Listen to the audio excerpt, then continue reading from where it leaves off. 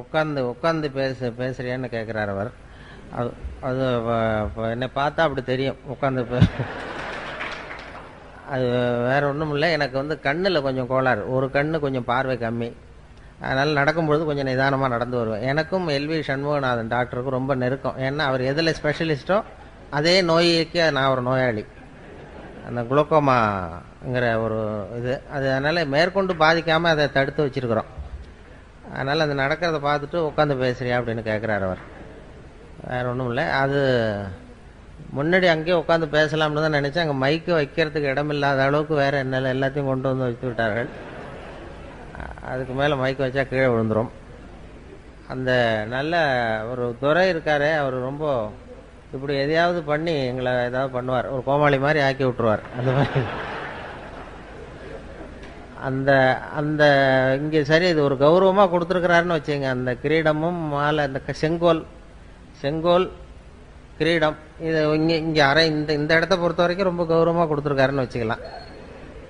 நாங்கள் நிஜமாவே இந்த செங்கோல் இந்த கிரீடத்தை போட்டுக்கிட்டு அந்த கையில் ஒரு குடையை எடுத்துக்கிட்டு நேராக எங்கள் வீட்டுக்கு போகிறேன்னு வைங்க.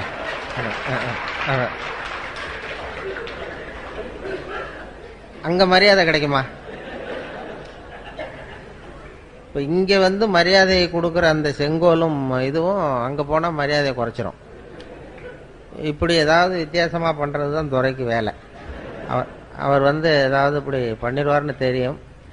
இந்த விருதே வந்து அவர் ஐவி அவர்களுக்காக, வீரபத்திரன் அவர்களுக்காக தான் கொடுக்கணும்னு சொல்லி தீர்மானம் பண்ணி எல்லாம் முடிவு பண்ணது.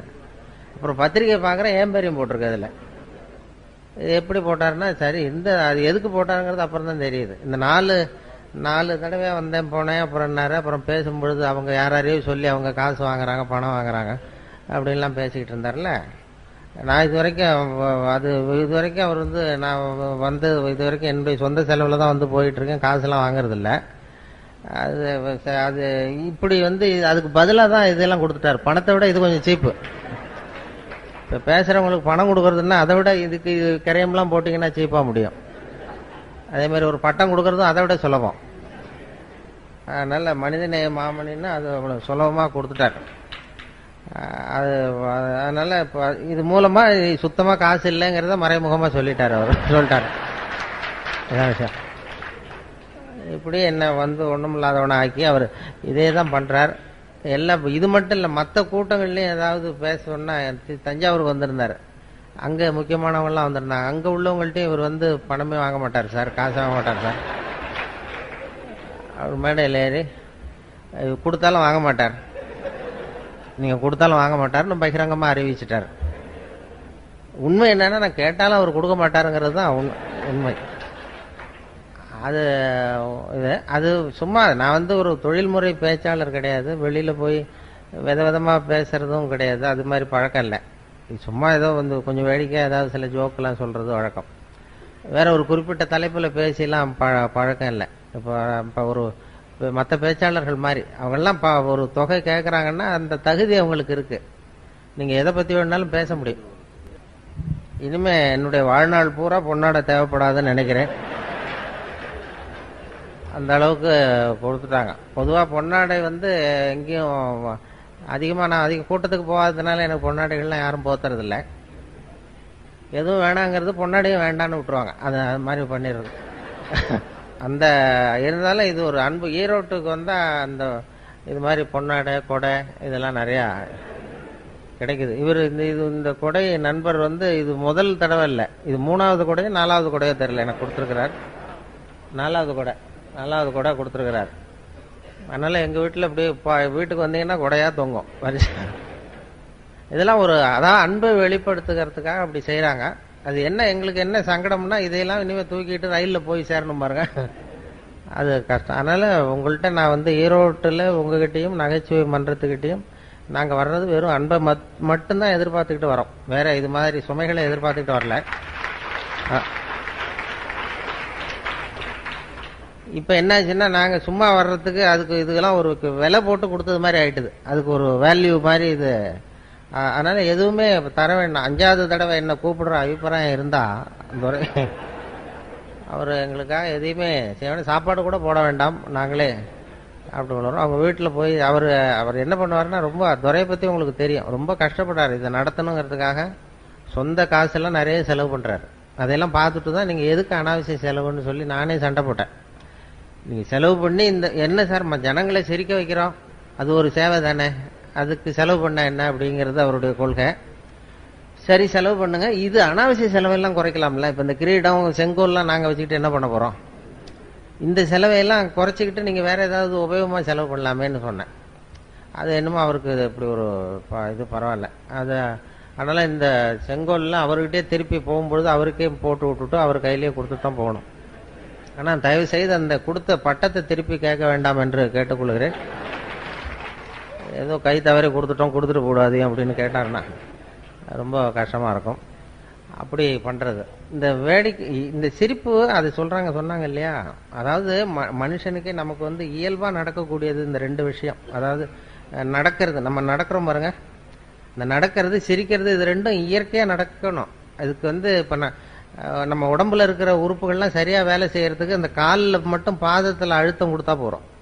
அதுக்காக தான் இந்த பிரகாரத்தில் நடக்கிறது, வெளியில் நடக்கிறதுலாம். அது மனுஷன் வந்து சாதாரணமாக நடக்காமல் இருக்க முடியாது.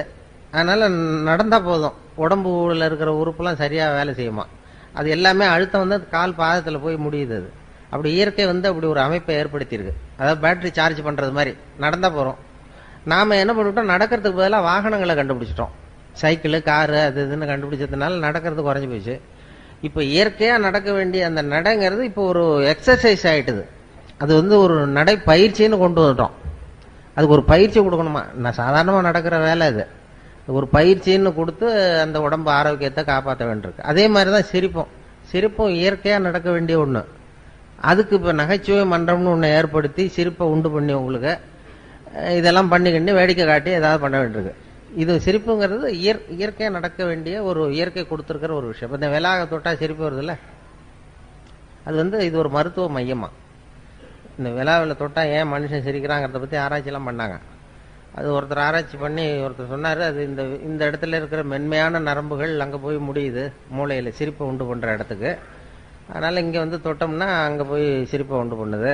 அதனால் விலாவில் மென்மையான நரம்பு வந்து முடியுது, இது தொட்டதும் அந்த செய்தி மூளைக்கு போய் சிரிக்கிறான் அப்படின்னு ஒருத்தர் கண்டுபிடிச்சார். அதுக்கப்புறம் வந்தவர் இன்னொருத்தர் அதை பற்றி தொடர்ந்து ஆராய்ச்சி பண்ணவர் கேட்டார், சரி நான் ஒத்துக்கிறேன், விலாவில் இங்கே தொட்டால் அந்த மென்மையான நரம்புகள் மூளைக்கு போய் சிரிப்பை உண்டு பண்ணுதுன்னு சொல்கிறீங்க, ஒத்துக்கிறேன், அது ஏன் நானே தொட்டுக்கிட்டா ஏன் சிரிப்பு வரலன்னார். அப்போதான் தெரிஞ்சது முதல்ல கண்டுபிடிச்சதும் பொய்ன்னு, தப்புன்னு. இப்போ என்னன்னா இது வரைக்கும் தெரியாத ரகசியம். அது மனுஷனை வந்து இந்த இடத்துல தொட்டா ஏன் சிரிக்கிறாங்கிற ரகசியம் இது வரைக்கும் யாருக்கும் தெரியாது.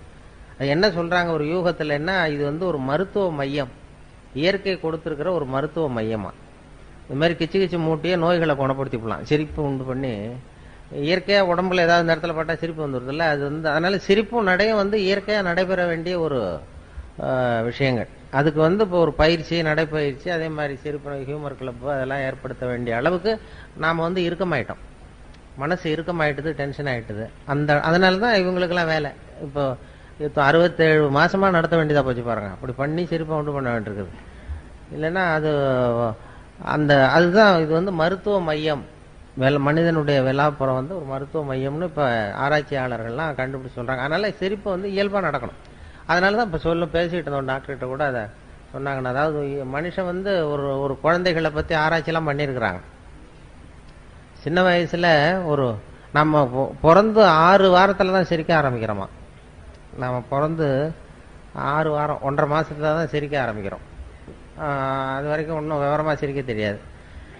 அதனால் ஒரு குழந்தை வந்து ஒரு நாளைக்கு 200 தடவை சிரிக்குதான். இதெல்லாம் அதை பற்றி ஆராய்ச்சி பண்ணி டாக்டர்கள், குழந்தை நிபுணர்கள், ஸ்பெஷலிஸ்ட் சொல்கிறாங்க.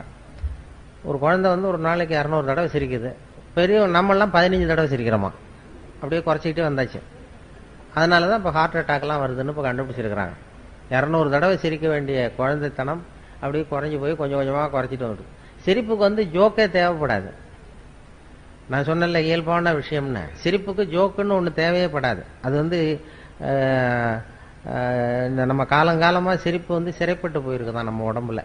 எப்படின்னா, ஒரு முதலாளிக்கு முன்னாடி தொழிலாளி சிரித்தா மரியாதை குறைச்சல், ஒரு வாத்தியாருக்கு முன்னாடி பையன் சிரித்தா மரியாதை குறைச்சல், ஒரு அதிகாரிக்கு முன்னாடி பியூனு சிரிச்சா மரியாதை குறைச்சல், இப்படி சொல்லி சொல்லி சிரிப்புங்கிறது மரியாதை குறைவான செயல்னு போதிக்கப்பட்டு வந்திருக்கிறோம். அதனால சிரிப்புங்கிற அந்த செயல் வந்து சிறைப்பட்டு போச்சாமா. நான் இப்போ என்னன்னா மரபு ரீதியாவே ஜெனட்டிக்காவே நாம சிரிச்சா யாராவது தப்பா நினைப்பாங்களோ அப்படின்னு நினைக்கிற அளவுக்கு நம்ம வந்துட்டோம். அப்படி சிறைப்பட்டு இருக்கிற சிரிப்பை வெளியில கொண்டு வர்றதுக்கு ஜோக்குன்னு ஒரு சாவியை போட வேண்டியிருக்கு. ஒரு சாவியை போட்டு திறந்து விட்டு அந்த சிறைப்பட்டு இருக்கிற சிரிப்பை வெளில கொண்டு வர வேண்டியிருக்குதான். இதான் இப்ப நடக்குது. வேற சிரிப்புக்கும் ஜோக்குக்கும் சம்பந்தமே இல்லை. சொல்லப்படுகிற ஜோக்குக்கும் சிரிப்புக்கும் உங்களுடைய இயல்பான சிரிப்புத்தன்மையை வெளியில கொண்டு வர்றதுக்கு ஜோக்குங்கிறது ஒரு சாவியா உபயோகப்படுது. இதுதான் இப்போ ஆராய்ச்சியாளர்கள்லாம் கண்டுபிடிச்சிருக்கிறது. வேற சிரிப்புக்கு வந்து ஜோக்கு தேவைப்படாதுங்கிறத எப்படி நிரூபிக்கிறதுன்னா, வெறும் சத்தமே கூட சிரிப்பு உண்டு பண்ணும். ஒரு குழந்தை தொட்டில படுத்திருக்கு, அதுகிட்ட போய் இப்படி கையை தட்டுங்க சிரிக்கும். அது என்ன ஜோக்காது? வெறும் ஒரு தட்டுறோம், கையை தட்டுறோம், அந்த வெறும் சத்தம் வந்து சிரிப்பை உண்டு பண்ணுதில்ல, அதுதான் இயல்பு தன்மை, நம்மளுடைய இயல்பான தன்மை. ஒரு ரோஜா பூவை பார்த்தா சிரிப்பு வரணும், ஒரு வெளிச்சத்தை பார்த்தா சிரிப்பு வரணும், ஒரு சத்தத்தை கேட்டா சிரிப்பு வரணும், ஒரு குருவி கத்துறதை பார்த்தா சிரிப்பு வரணும். இப்படி சிரிச்சுக்கிட்டு இருந்த நாம இப்போ ஒரு ஹியூமர் கிளப்னு ஒன்று வச்சு ஜோக்கெல்லாம் சொல்லி சிரிக்க வைக்கிறது அவ்வளவு முயற்சி பண்ண வேண்டியிருக்கு. அந்த அளவுக்கு இறுகி போச்சு மனசு. அதனாலதான் ஹார்ட் அட்டாக் வருதுன்னு சொன்னேன். ஒரு சத்தம், ஒரு குழந்தைகிட்ட கிளுகிழப்பை ஆட்டுங்க, ஒரு குழந்தை மூஞ்சிக்கிட்ட சிரிக்குது, கிளுகிழப்பை சத்தம் அது சிரிக்கும். ஆனா அதே கிளுகிழப்பை ஒரு தாத்தா மூஞ்சிக்கிட்ட ஆட்டுங்க, கோவம் வந்துடும், அடிக்க வந்துடும். ஏதாவது குச்சி கிடந்த மாதிரி கூட இருந்துன்னா எடுத்து குத்தி விடுவாரு. ஏன் அப்படி இருந்தவர் அப்படி ஆயிட்டாரு. சின்ன வயசுல ஒரு கிளுகிழப்ப சத்தத்துக்கு சிரிச்சவர் அதே கிளுகிழப்ப சத்தத்துக்கு கோவப்படுற அளவுக்கு மாறி போயிட்டார். இப்படி இந்த மாற்றம் வரப்படாதான். வயசான காலத்திலே கிளுகிழப்பை ஆட்டினா சிரிக்கணும். அப்படி இருந்தா அவருக்கு ஹார்ட் அட்டாக் வராது. எதுக்கு சொல்றேன்னா, இப்ப இங்க வந்திருக்கிற பெண்கள்லாம் வீட்டுல ஒரு கிளுகிழப்பை வாங்கி வச்சுங்க. இனிமே வீட்டுக்காரர் கோபமா வந்தாருன்னா முகத்திட்ட போய் அப்படி இப்படி ஆட்டி பாருங்க. அவர் சிரிச்சுட்டாருன்னு வைங்க, பயப்படவே வேண்டாம். அவர் இயல்பு தன்மை மாறாம இருக்காருன்னு அர்த்தம். நீங்க கிளுகிழப்பை ஆட்டினது டென்ஷன் ஆயிட்டாருன்னு வைங்க, உடனே இசிஜி எடுத்து பார்க்கணும். அது ஏதாவது இருதயத்தில் கோளாறு இருக்கான்னு பார்க்கணும். நம்ம பேசிக்கிறதுக்கு வேடிக்கையா இருக்கே தவிர இதெல்லாம் ஆராய்ச்சியாளர்கள் சொல்ற உண்மைதான். அதை பத்தி ஆராய்ச்சி பண்ணிட்டு சொல்றாங்க, ஹார்ட் அட்டாக் வர்றதுக்கே காரணம் அந்த இயல்பான சிரிப்புத்தன்மை குறைஞ்சதுதான். அதனாலதான் அந்த தன்மையை மறுபடியும் உண்டு பண்ற பெரிய முயற்சியில தான் இது மாதிரி நகைச்சுவை மன்றங்கள்லாம் இப்ப ஈடுபடுத்திருக்கு. இப்ப எல்லா இடத்துலயும் நகைச்சுவை மன்றம் ஆரம்பிச்சுட்டாங்க. சென்னையில வந்து இன்கம் டாக்ஸ் ஆபீஸ்ல நகைச்சுவை மன்றம், இப்படி போலீஸ் ஸ்டேஷன், அங்கங்கன்னு எல்லா ஆபீஸ்லயும் நகைச்சுவை மன்றம்னு ஆரம்பிச்சு அதை ஏதாவது எங்களுக்கு கொஞ்சம் சிரிப்பு உண்டு போகும், கொஞ்சம் கிச்சு மூட்டிட்டு போங்க சார்ங்கிறது மாதிரி அப்படியேதான் பண்ணிட்டு இருக்கிறாங்க. இப்ப நான் 4 வருஷமா இங்க வந்துகிட்டு இருக்கிறேன். ஒரு 2 பேருக்கு சிரிப்பு வர மாட்டேங்குது இந்த ஊர்ல. இங்க வந்து பேசி, ஆனா எனக்கு வரமாட்டேங்குது ஒண்ணு. இன்னொன்னு, இந்த நகைச்சுவை மன்ற தலைவர் ராஜவேலுக்கு வரமாட்டேங்குது. இது என்னன்னு தெரியல. எங்க 2 பேருக்கும் உபதேசம் பண்றமே தவிர எங்களுக்கு சிரிக்க தெரியல. அது அதனால நாங்களும் அப்பப்ப செக் பண்ணிக்கிறது நல்லது. இசிஜி எல்லாம் எடுத்து பாத்துக்கணும். அது அப்படி அந்த சிரிப்பு. அதான் இவர் கேட்டாரு, சுரதான்னு ஒரு கவிஞர் இருந்தார்ல, சுரதா, அவரும் நானும் ஒரு மேடையில் இருக்கும் பொழுது இப்படி பேசிட்டு இருந்தோம். அப்ப எல்லாரும் வந்து கேட்டாங்க, ஏன் சார் நீங்க என்னமோ பேசுறீங்க, நீ சிரிக்க மாட்டேங்கிறிய அப்படின்னு என்கிட்ட வந்து, ஏன் உனக்கு சிரிப்பு வரமாட்டேங்குதான்னு கேட்டார் இவர் சுரதா என் பக்கத்துல இருந்து. ஆமாங்க சார், நான் பேசுறேன், எனக்கு வரமாட்டேங்குது, நான் என்ன பண்றது அப்படின்னு. நீ அப்படி இருக்கிறது தான் நல்லது. ஏன் பொடிமட்டை தும்மக்கூடாது அப்படின்னாரு. பொடியை போடுறவன் தான் தும்மணுமே தவிர பொடிமட்டை தும்மக்கூடாது. அதனால நீ சிரிக்காம இரு. அவர் இந்த ஓமை கவிஞர் இல்லையா, அதை அப்படியே அழகா அப்படி சொன்னார். அதுல இருந்து நான் ரொம்ப புடிவாதமா சிரிக்கிறது இல்லைன்னு முடிவு பண்ணிட்டேன். அப்படி அந்த இயல்பான தன்மையிலேருந்து நம்ம மாறக்கூடாதுங்கிறது ரொம்ப முக்கியம். அது இப்ப நம்ம எத்தனையோ எல்லாரும் ஏதோ வேலையில இருக்கீங்க, எத்தனையோ துறைகளில் ஈடுபட்டிருக்கீங்க. ஆனா அந்த அந்த இயல்பு தன்மை மாறாம வச்சுக்கணுமா. அதாவது சிரிக்கிறதுக்கு சந்தர்ப்பம் வந்ததுன்னா சிரிச்சிடணும், அதுக்காக டென்ஷன் ஆகக்கூடாது. அதுதான் வாழ்க்கையில சுகமா இருக்கிறது வழி. ஏன்னா குழந்தை தன்மை தான் இருக்கு. குழந்தைத்தனமா நடக்கப்படாதான். ஆனா குழந்தை தன்மைங்கிறது இருந்துகிட்டே இருக்கணுமா. குழந்தைத்தனம்ங்கிறது வந்து வேற, குழந்தை தன்மைங்கிறது வேற. சைல்டு லைக் சைல்டிஷ் அப்படின்னு சொல்றாங்கல்ல ஆங்கிலத்தில், அது மாதிரி குழந்தை தன்மையோடு வாழ கற்றுக்கொள்ளுங்கள், குழந்தைத்தனமாக வாழாதீர்கள். அதுதான் குழந்தைத்தன்மை. அது வந்து எப்போதும் இருக்கும், அது நமக்குள்ள இருந்துகிட்டே இருக்கணும் கடைசி வரைக்கும். அந்த குழந்தைத்தன்மை மாறாம இருக்கணுமா கடைசி வரைக்கும். அப்படி இருந்தா ஹார்ட் அட்டாக்லாம் வராது. இயல்பு தன்மை மாறாம வாழ்க்கைய வந்து இல்லைன்னா என்ன ஆகும்னா, சிரிக்கிறதுக்கு அப்படியே கட்டுப்படுத்திக்கிட்டே வரோம்னு வைங்க, ஒரு கட்டத்துல அப்புறம் ஒரே அடியா சிரிக்க ஆரம்பிச்சிடும் தனியா உட்காந்து. பைத்தியம் பிடிச்ச மாதிரி ஆகிடும். அது அது அது அது என்ன மொத்தமாக சேர்ந்து வந்துடும். தினம் 200 தடவை சிரிக்க வேண்டியது அப்படியே சேர்ந்து சேர்ந்து அப்புறம் திடீர்னு ஒரு நாள் எல்லாத்தையும் தொடர்ந்து சிரிக்க ஆரம்பிச்சிருவோம். அது அப்படி சில பேருக்கு மனநோய் வந்துடும். அது சொல்லுவாங்க மனநோய் இதை பற்றி. ஏன்னா அந்த இந்த இந்த உலகத்தில் அப்படி தான் இருப்பாங்களாம். அதாவது ஒரு ஒரு இதே சொல்லுவாங்க, சித்த சுவாதீனத்துடன் கூடிய பைத்தியத்தன்மையுடன் வாழ கற்றுக்கொள்ளுங்கள் அப்படின்னு ஒரு உபதேசம் இந்த நூற்றாண்டில். ஏன்னா ஒரு 400 வருஷத்துக்கு முன்னாடி நம்ம எவ்வளவு சுமையோடு இருந்தோமோ டென்ஷனோட அது 40 பங்கு இப்போ அதிகமாகிருக்குதான். 400 வருஷத்துக்கு முன்னாடி நான் வந்து மனசு வந்து இறுக்கமாயிட்டுது, டென்ஷன். என்ன காரணம்னா புது புது அறிவியல் கண்டுபிடிப்புகள் புதுசாக கண்டுபிடிக்கிறோம்ல, அது வந்து அதில் சௌகரியமும் இருக்குது அசௌகரியமும் இருக்குது. இப்போ இந்த மைக்குன்னு ஒன்று கண்டுபிடிச்சதுக்கு அப்புறம் தான் பவர் கட்டுன்னா டென்ஷன் ஆகிறோம். இது நின்று போடும் உடனே டென்ஷன். லைட்டு நின்று போச்சுன்னா டென்ஷன் ஆயிரும். மின்சாரம்னு ஒன்று கண்டுபிடிச்சதுனால தானே. மின்சாரம்னு ஒன்று கண்டுபிடிக்கலைன்னா பவர் கட்டுனா என்னென்னு தெரியாது நமக்கு. அது மாதிரி புதுசாக ஒரு பொருளை கண்டுபிடிக்கும் பொழுது அதனுடைய இது ரொம்ப இதாகிடும். இப்போ அதனால் அந்த இறுக்கத்தை குறைக்கிறதுக்கு சித்த சுவாதீனத்துடன் கூடிய பைத்தியத்தன்மையுடன் வாழ கற்றுக்கொள்ளுங்கள் அப்படின்னு ஒரு உபதேசம் சொல்லுவோம். அது என்ன சித்த சுவாதீனத்துடன் கூடிய பைத்தியத்தன்மை அப்படின்னா, பைத்தியம்னாவே சித்த சுவாதீனம் இல்லாமல் போகிறது தான். சித்த சுவாதீனத்துடன் கூடிய பைத்தியத்தன்மைன்னா, இப்போ நீங்கள் வந்து உங்கள் வீட்டுக்காரர்கிட்டயோ வீட்டுக்காரம்மாட்டே யாரை கேட்குறீங்க, 8ஐயும் 3ஐயும் பெருக்கினா என்ன அப்படின்னு கேட்குறீங்க. அவர் 23ன்னு சொல்லிடுறாருன்னு வைங்க. உங்கள் வீட்டுக்காரரை கேள்வி கேட்குறீங்க, 8ஐயும் 3ஐயும் பெருக்கினா என்ன, 23ன்னு சொல்கிறார். 24ன்னு சொல்லணும், 23 சொல்கிறார். உடனே நீங்கள் அவர்கிட்ட சண்டைக்கு போகக்கூடாது. பரவாயில்ல, எங்கள் வாத்தியார் 24ன்னு சொல்லி கொடுத்துருக்காரு, உங்கள் வாத்தியார் 23ன்னு சொல்லி கொடுத்துருப்பாரு போல்ருக்கு. ஒன்று தானே வித்தியாசம். அதுவும் வாய்ப்பாட்டிலே எத்தனையோ எடிஷன் இருக்கு இல்லையா, பரவாயில்ல அப்படின்னு போகணுமா. இதுதான் சித்த சுவாதீனத்துடன் கூடிய பைத்தியத்தன்மை. 24 தான் சரிங்கிறது சித்த சுவாதீனம். 23ன்னு சொல்கிறாரு, அதை ஒத்துக்கிறோம் பாருங்க, அதான் பைத்தியத்தன்மை. அந்த மனோபாவம் வந்து குடும்பத்திலையும் சரி அலுவலகத்திலையும் சரி வெளி உலகத்திலையும் இருந்ததுன்னா டென்ஷன் வராது, இருதய பாதிப்பு வராது. இப்போ அதாவது ஒரு பேங்க் உத்தியோகத்துக்கு ஒருத்தன் போனான், ஒரு பேங்க்கில் வேலை பார்க்குறதுக்கு ஒருத்தன் அப்ளை பண்ணால் இன்டர்வியூக்கு கூப்பிட்டாங்க. இன்டர்வியூ கூப்பிட்டு தான் அவங்க கேள்வி கேட்டாங்க, 8ஐயும் 3ஐயும் பெருக்குனா என்னடான்னு. இவன் 23ன்னு சொல்லிட்டான், வாய் தவறி சொல்லிவிட்டான். பேங்க்கில் உத்தியோகம், இன்டர்வியூ போகல சொல்லணும்ல கரெக்டாக, 23ன்னு சொல்லிட்டான். வெளில வரும்பொழுது யோசித்தான், ஆகா இது ஒரு சின்ன கணக்கு, 8 × 3 8ஐயும் 3ஐயும் பெருக்குனா என்னன்னு கேட்டாங்க, நம்ம 24 பதிலாக 23ன்னு சொல்லிவிட்டோம் வாய் தவறி. நிச்சயமாக நமக்கு இந்த பேங்க்கில் வேலை கிடைக்காது. ஏன்னா பேங்க் உத்தியோகத்தில் இது கூட தெரியலன்னா எப்படி பேங்க்கில் வேலை கொடுப்பாங்க, நமக்கு கிடைக்காது அப்படின்ட்டு போயிட்டான். ஏதோ உளறிட்டோம்னு போனால் ஒரு 10 நாளில் அப்பாயின்மெண்ட் ஆர்டர் வந்துட்டுது அவனுக்கு, வந்து வேலையில் சேர்ந்துக்கிடான்னு. அப்போ நினச்சானா, சரி நம்ம பதில் சொன்னதை அவரும் சரியாக கவனிக்கலை போல இருக்கு, இந்த கேள்வி கேட்டவரும். இது அவர்கிட்ட இப்போ நம்ம சொல்லக்கூடாது உண்மையாக, நம்ம நேராக போய் வேலையில் சேர்ந்துக்குவோம். வேலை பர்மனெண்ட் ஆனதுக்கப்புறம் அவர்கிட்ட உண்மையை சொல்லுவோம், அதான் சரி அப்படின்னு சொல்லி நேராக வேலையை போய் சேர்ந்துட்டான். சேர்ந்துட்டு பேசாமல் கம்முன்னு இருந்தான். வேலை நிரந்தரமாச்சு, நிரந்தரமாக நியமன உத்தரவு கொடுத்தாங்க. அதுக்கப்புறம் அந்த மேனேஜர்கிட்ட போய் உட்காந்தான். சார், அன்னைக்கு இன்டர்வியூக்கு வந்தப்போ என்ன ஒரு கேள்வி கேட்டீங்க, 8ஐயும் 3ஐயும் பெருக்குனா என்னன்னு கேட்டீங்க, நான் வாய் தவறி 23ன்னு சொல்லிட்டேன், நீங்கள் அது சரியாக கவனிக்கலை, எனக்கே வேலை கொடுத்துட்டீங்க சார், ரொம்ப தேங்க்ஸ் அப்படின்றான். இனிமேல் ஒன்றும் பண்ண முடியாதுல்ல அதனால். அப்போ அவர் சொன்னாராம் மேனேஜர், அப்படி இல்லைப்பா, நீ அன்னைக்கு இன்டர்வியூக்கு வந்தப்போ மொத்தம் 294 பேர் வந்தாங்க இன்டர்வியூக்கு அன்னைக்கு. நான் அந்த 294 பேர்கிட்ட இந்த கேள்வி கேட்டேன், 8ஐயும் 3ஐயும் பெருக்குனா என்னன்னு. நீ சொன்னது தான் நியரஸ்ட் கரெக்ட் ஆன்சர். நான் ஒன்றும் தப்பாக பண்ணிப்பில்ல கொடுத்துடல, அதனால் இருக்கிறதுல நீ கட்டிக்காரன் பரவாயில்ல அப்படின்னு சொல்லி நான் ஏமாந்ததான் நினைக்காதேன்னாரான்.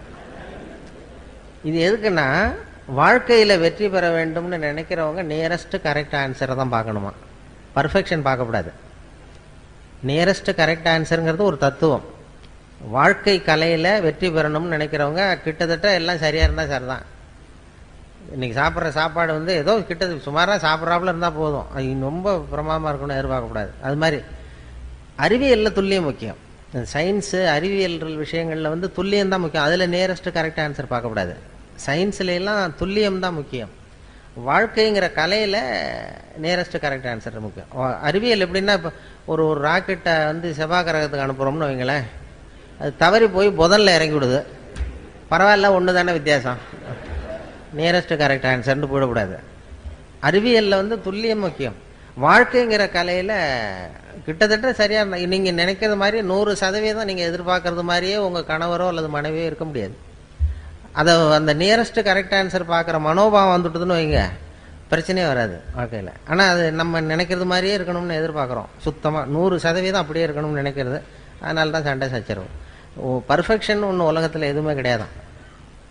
நானாக என் மனசில் ஒரு உருவத்தை வரைஞ்சிக்க வேண்டியது, எதிரில் பார்க்குறது நான் வரைஞ்ச உருவத்தை மாதிரியே இருக்கான்னு நான் பார்க்குறேன். அப்படி ஒத்து போச்சுன்னா அது பர்ஃபெக்ட்னு ஒத்துக்கிறேன்.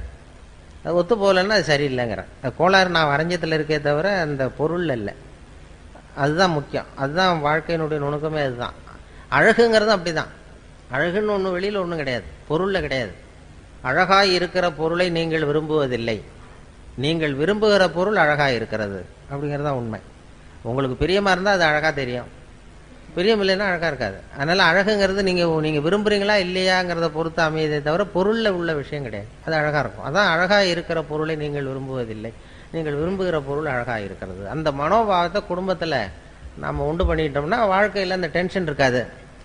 எப்போதும் அந்த சிரித்து வாழணுங்கிறாங்க இல்லையா, அந்த இயல்பு தன்மையோடு நம்ம வாழறதுக்கு அது ரொம்ப உதவியாக இருக்கும்.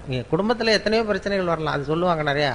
சின்ன சின்ன ஒரு நல்ல குடும்பங்கிறது எப்படின்னா அனுசரித்து போகணும், ஒருத்தரை விட்டு கொடுத்து போகணும், சந்தேகம் கூடாது, அப்படி இப்படின்னு சொல்லுவாங்க.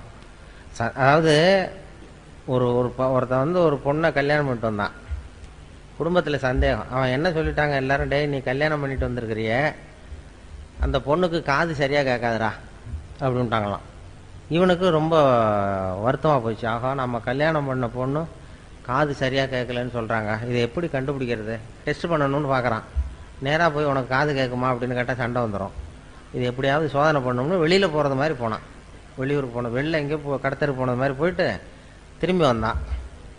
திரும்பி வந்து தெருவில் நின்றுக்கிட்டு இன்றைக்கி என்ன சாம்பார் அப்படின்னா பதிலே வரல.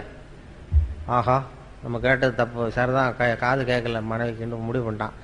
அடுத்தது வீட்டுக்குள்ளே வந்து நின்று 2வது தடவையாக கேட்டான். வாசலுக்குள்ளே வந்து நின்றுக்கிட்டு இன்றைக்கி என்ன சாம்பார் அப்படின்னா 2வது தடவையும் பதில் வரல. சரி, ஏமாந்து போட்டோம் நம்ம அப்படின்னு சொல்லிட்டு நேராக அடுப்பங்கரைக்கு போனான். அடுப்பங்கரையில் அந்த பொண்ணு ஏதோ சமைச்சிக்கிட்டு இருக்கு, சமையல் பண்ணிகிட்டு இருக்கு. அது சமையல் பண்ணிகிட்டு இருக்கு, அது காதுகிட்ட போய் இப்படி வச்சுக்கிட்டான் கையை. இப்படி கையை வச்சுக்கிட்டு வேகமாக கத்துறான். 3வது தடவை இன்றைக்கி என்ன சாம்பார்னு 3வது தடவை கத்துறான். அது கொஞ்சம் கூட அலட்டிக்கவே இல்லை. மெதுவாக திரும்பி இவன் காது ஓரமாக சொல்லுது, 3வது தடவையாக சொல்கிறேன் முருங்கைக்காய் சாம்பார் அப்படின்னு தான். இவனுக்கு காது கேட்கல, இவன் போய் அதை சந்தேகப்படுறான். குடும்பத்தில் இப்படி தான் பிரச்சனை வரும். முதல்ல நம்மகிட்ட இருக்கிற குறை என்னன்னு தெரிஞ்சுக்கிட்டு அடுத்தவங்க பேரில் குறைய கண்டுபிடிக்கணும். நாம் என்ன பண்ணுறோம், முதல்ல அடுத்தவங்க குறைய கண்டுபிடிக்கிறோம். அதனால தான் சிக்கல். குடும்பங்கிறது ரொம்ப அழகாக நடத்த வேண்டிய, வாழ்க்கையில் ரொம்ப புரிந்து கொள்ள வேண்டிய ஒரு கலை அப்படின்னு சொல்லுவாங்க.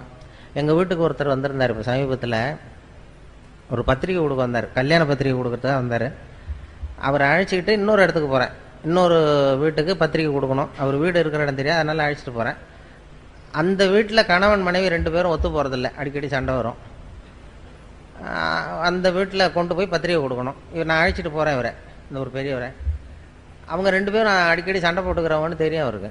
போய் உட்காந்தோம், காஃபி கொண்டாந்து கொடுத்தாங்க, சாப்பிட்டோம். அப்போ அவங்க அந்த கணவன் மனைவி 2 பேரையும் கூப்பிட்டாரு.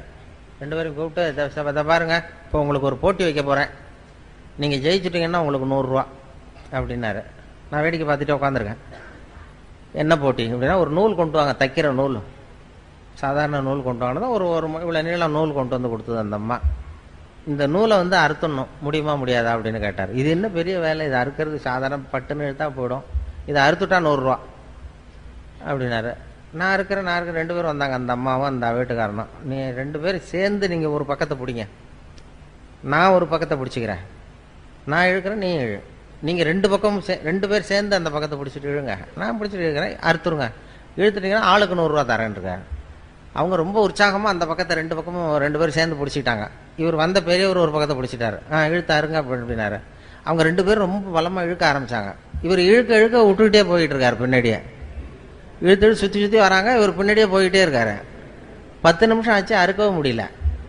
அப்புறம் எடுத்து விட்டு, இதுதான் வாழ்க்கை, இதை புரிஞ்சுங்க, உங்களுக்குள்ளே சண்டை போட்டுக்காதீங்க அப்படின்ட்டு போயிட்டார். அதான், அதாவது ஒருத்தர் விட்டு கொடுக்கறதுக்கு தயாராக இருந்தால் அது எவ்வளவு மெலிசான நூலாக இருந்தாலும் யாராலையும் இருக்க முடியாது, லேசான இருக்கணும். அதை அவர் உதாரணமாக செஞ்சு காட்டினார். ஒரு பத்திரிக்கை கொடுக்க வந்த பெரியவர் அப்படி பண்ணிட்டு போனார். வாழ்க்கை அப்படி தான் புரிஞ்சுக்கணும். இல்லைன்னா அர்த்தமில்லாத விஷயத்துக்கெல்லாம் குடும்பத்தில் சண்டை போட்டுக்கிட்டு பிரச்சனை பண்ணிட்டு இருப்போம். ஏன்னா நம்ம மனசு இருக்க சுமை வந்து வர வர அதிகமாகிடும். மற்ற வெயிட்லாம் அப்படியே இங்கே ஒரு 10 கிலோ இப்போ வைக்கிறோம்னு வைங்க, இந்த 10 கிலோவை வந்து நாளைக்கு வந்து இதை எடை போட்டு பார்த்தாலும் 10 கிலோ தான், இன்னும் ஒரு மாதம் கழித்து எடை போட்டாலும் 10 கிலோ அப்படியே இருக்கும். ஆனால் மனசில் இருக்கிற வெயிட் இருக்கு பாருங்கள், அது போக போக அழுத்தம் அதிகமாகிட்டு எடை அதிகமாகிற மாதிரி இருக்கும். அதுக்கு ஒரு உதாரணம் அதுதான் சொல்லுவாங்க. இந்த ஒருத்தர் கையை நீட்ட சொல்லி ஒரு டம்ளரை கொண்டு வந்து, ஒரு டம்ளர் தண்ணியை வந்து உன்னால் தூக்க முடியுமான்னு கேட்டிருக்காரு. இது என்ன ஒரு டம்ளர் தண்ணி என்ன தூக்க முடியாது என்னால் அப்படின்னா, ஒரு வெத்து பாட்டில் வச்சு இப்படி கையை நீட்ட சொன்னார். ஒரு டம்ளர் தண்ணியை வச்சு தண்ணியை ஊற்றினார். இது என்ன தூக்குறது பெரிய காரியம் அப்படின்னா, சரி அப்படியே வச்சிரு அப்படின்னாரு. ஒரு 10 நிமிஷம் ஆச்சு. சார் எப்போ தண்ணி எடுக்கலாம் கேட்க ஆரம்பித்தான். இருறா இன்னும் ஒரு மணி நேரம் ஆகும் எடுக்கிறதுக்குன்னா, ஐயோ இப்போ முடியாது சார், நம்மளால் முடியாதுன்னா. சரி இன்னைக்கு பூரா வச்சிருக்க முடியுமா ஒன்னாலன்னா, ஐயோ தாங்க முடியாது, முதல்ல இதை எடுங்க அப்படின்னா. இந்த வெயிட்டு அதே தான், வெயிட்டில் கூடலை, ஆனால் அதை தாங்க முடியல பாருங்கள். அதுதான் அந்த மனசு பண்ணுற. மனசில் வந்து ஒரு சுமை வந்து வச்சுட்டோம்னா அது வர வர அதிகமாகிறது மாதிரி ஒரு பாவனையை உண்டு பண்ணும். அப்பப்போ இறக்கி வச்சிடணும். அது மனசில் எதையும் இறக்கி வச்சுக்கிட்டு இருக்கக்கூடாது, அப்பப்போ இறக்கி வச்சுக்கோ. அந்தந்த நேரத்தில் அதை சுமக்கலாம்னு சொல்கிறேன். மனசை வந்து சுமக்கவே கூடாதான். குழந்தைகள்லாம் மனசை சுமக்கிறது இல்லை, அதனால தான் அது ஜாலியாக இருக்குது. 200 தடவை சிரிக்குதுன்னா அதெல்லாம் மனசை சுமக்கிறது இல்லை, நம்ம மனசை சுமந்துக்கிட்டு இருக்கிறோம். ஒரு ரயிலில் ஒருத்தர் போனார், ஒரு மூட்டையை தூக்கிட்டு ரயிலில் போய் ஏறி உட்காந்துருக்காரு. ஏறி உட்காந்ததும் ரயில் புறப்பட்டுது. இவன் தலையிலேயே மூட்டையை வச்சுட்டு உட்காந்துருக்கான். எதிர்த்தாப்பில் இருக்கிறவருக்கு சொல்லிருக்காரு, ஏன் ரயில் தான் புறப்பட்டுது, மூட்டையை இறக்கி வை, உன் ஸ்டேஷன் வந்ததும் தலையில் தூக்கி வச்சுட்டு நீ இறங்கி போகலாம், இப்போ இறக்கி வச்சுருன்னு இருக்காரு. அப்போ இவன் சொன்னானா, அதெல்லாம் வேண்டாம், என் சுமையை நான் சுமந்துக்கிறேன், என்னை மட்டும் ரயில் சுமந்தா போதும் நானும். இப்படி தான் நம்ம இப்போ பண்ணிகிட்டு இருக்கோம்மா. இப்போ அவன் பண்ணுறத நினைக்கும் போது நமக்கு சிரிப்பு வருது இல்லை. இப்போ நாம் வாழறது அப்படி தான் வாழ்ந்துக்கிட்டு இருக்கோம்மா. தேவையில்லாததையெல்லாம் சுமந்துக்கிட்டு பிரயாணம் பண்ணிகிட்டு இருக்கிறோம். எந்தெந்த நேரம் எதை சுமக்கணுமோ அதை சுமந்தா போதும். இறங்குற நேரத்தில் மட்டும் தூக்கி வச்சுட்டு இறங்கினா போகிறோம். அப்பப்போ அந்தந்த சுமையை சுமந்தா போதும். எல்லாத்தையும் ஒரே நேரத்தில் சுமந்துக்கக்கூடாது. நம்ம ஈரோடு துறை மாதிரி போட்டு எல்லாத்தையும் போட்டு இழுத்து போட்டுக்கிட்டு இன்றைக்கி எங்களுக்கு சாப்பாட்டையும் கவனிக்கணும், அதையும் கவனிக்கணும், இதையும் கவனிக்கணும்னு போட்டுக்கிட்டு 3 நாள் ஆச்சான் அவர் தூங்கி. அப்படி இது பண்ணக்கூடாது. முதல்ல அது மாதிரி மனசு வந்து அப்படி நம்மளை ஏமாற்றும். மனசை வந்து அந்த அளவுக்கு மனசை வந்து புரிஞ்சுக்கணுமா, அதை கட்டுப்படுத்தக்கூடாது. மனசை வந்து எல்லாரும் அடக்கு, சினத்தை கோபத்தை அடக்கு, மனசை அடக்குன்னு சொல்லுவாங்க. மனம் சினம் 2 இருக்குல்ல, ரெண்டையுமே எல்லாரும் உபதேசம் பண்ணுறது எப்படின்னா, மனசை வந்து கட்டுப்படுத்து, சினத்தை வந்து அடக்கு, கோபத்தை அடக்கு, மனசை கட்டுப்படுத்தலாம் சொல்லிட்டு இருப்பாங்க. இந்த அடக்கிறது கட்டுப்படுத்துறதெல்லாம் மற்றவங்க உபதேசம். இந்த அருள் தந்தை வேதாத்திரி மகரிஷி இருக்கார்ல, அவர் தான் வித்தியாசமாக அதை உபதேசம் பண்ணார். மனசை வந்து அடக்காத, அதை புரிஞ்சுக்கோ, அது சரியாக போடும். மனதை வந்து அடக்க நினைத்தால் அலையும், அறிய நினைத்தால் அடங்கும் அப்படின்னார் வேதாத்திரி மகரிஷி. அதை வந்து புரிஞ்சுக்கிறதுக்கு முயற்சி பண்ணுமே தவிர அதை அடக்கிறதுக்கு முயற்சி பண்ணாது. அதே மாதிரி சினத்தை கோபத்தை கட்டுப்படுத்துன்னு எல்லாரும் உபதேசம் பண்ணாங்க. இவர் என்ன சொன்னார், சினத்தை தவிர்த்து விடு, சினம் தவிர்த்தல்னு தான் சொல்லுவாங்க. கோபம் வராத அளவுக்கு சினத்தை தவிர்க்கணுமே தவிர, இல்லைன்னா அது வர வர பெருசாக போயிட்டே இருக்கும். அதுதான் வாழ்க்கையில் வந்து நம்ம கற்றுக்க வேண்டியது. அதுதான் குடும்பத்தில் இருக்கிறவங்களுக்கு அது மாதிரி உபதேசங்கள் நிறைய, பிரச்சனைகள் எல்லாத்துலேயும் பிரச்சனை நிறையா வந்துட்டு தான் இருக்கும். பிரச்சனை வந்து இப்போ எங்கள் ஆஃபீஸில் நான் ஆல் இண்டியா ரேடியோவில் வேலை பார்த்தேன். எங்கள் ஆஃபீஸில் எல்லாருக்கும் ஒரு மேஜை நாற்காலி உண்டு. அதில் மேஜையில் ஒரு கண்ணாடி போட்டிருக்கோம். கண்ணாடி ஒன்று வச்சுருப்பாங்க. அந்த வேலை செய்கிறவங்களாம் அவங்கவுங்க இஷ்ட தெய்வத்தை கண்ணாடிக்கு அடியில் வச்சுருப்பாங்க. முருகன் படம், பிள்ளையார் படம், அது ஏசுநாதர் படம், இது மாதிரி பள்ளிவாசல் எதையாவது வச்சுருப்பாங்க. அவங்கவுங்க காலையில் வந்ததும் வேலையை அதை தொட்டு கும்பிடுவாங்க. அதுக்கப்புறம் தான் வேலையை பார்க்குறது. இப்படி நடந்துக்கிட்டு இருந்தது. எனக்கு கண்ணாடி கிடையாது, அது உடஞ்சி போச்சு மேஜையில், அதனால் எதுவும் வைக்கிறதில்ல. எனக்கு பக்கத்தில் ஒரு பொண்ணு இன்னொரு சீட்டு, அது ஒரு நிகழ்ச்சி பொறுப்பாளர். எனக்கு என்ன ஒரு ஆசைன்னா, அது இஷ்ட தெய்வம் என்னன்னு கண்டுபிடிக்கணும், பார்க்கணும் அப்படின்னு ஒரு ஆசை. இருக்கிறப்ப போய் எட்டி பார்த்தா நல்லா இருக்காது. வெளியில் எழுந்திரிச்சு போகும்போது பார்க்கலான்னு அப்படி இப்போ பார்த்துக்கிட்டே இருந்தேன். ஒரு தடவை எழுந்திரிச்சு வெளில போச்சு. அப்போ ஓடி போய் எட்டி பார்த்தேன். அது இஷ்ட தெய்வம் என்ன, முருகனா பிள்ளையாரா என்னன்னு பார்ப்பேன். பார்த்தா ஒரு ஆசாமி படம் இருக்குது, ஒரு மனுஷனுடைய படம். உடனே கூப்பிட்டு அந்த அம்மா வந்தது, என்ன சார் பார்க்குறீங்க, இது யாரும்மா இது இந்த படத்தை வச்சுருக்கேன் அப்படின்னா, இது என் வீட்டுக்காரரு சார்.